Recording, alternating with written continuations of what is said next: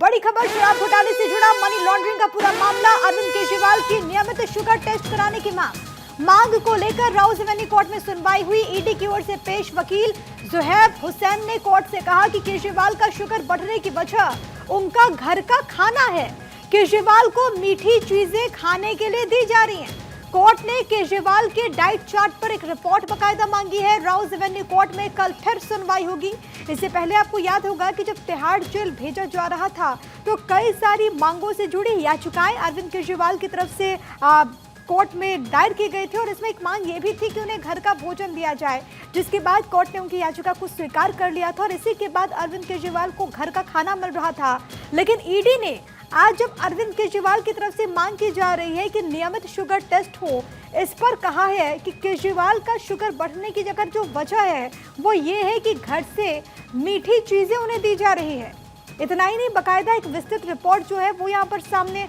आई और ये भी कहा जा रहा है कि इस दौरान जो ईडी के एडवोकेट थे उन्होंने कोर्ट में कई बातों का जिक्र किया और ये कहा कि कैसे मीठी चीज़ें अरविंद केजरीवाल के घर से आ रही हैं और उन्हें उनका सेवन कराया जा रहा है और इसी वजह से उनका जो शुगर लेवल है वो लगातार बढ़ता जा रहा है। आपको ये बताते चले कि आम आदमी पार्टी की तरफ से लगातार ये आरोप लगाए जा रहे हैं कि केजरीवाल का जो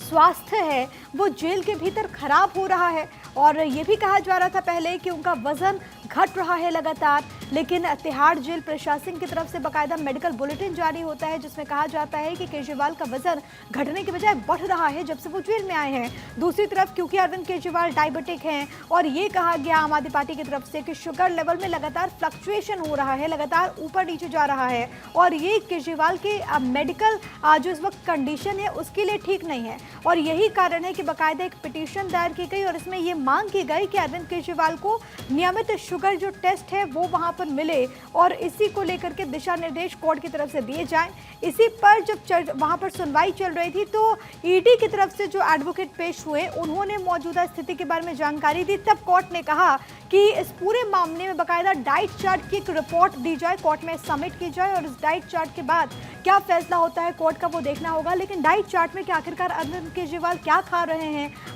कौन कौन सी चीजें उनके घर से आ रही हैं, तमाम चीजों को लेकर के एक ब्यौरा देना होगा।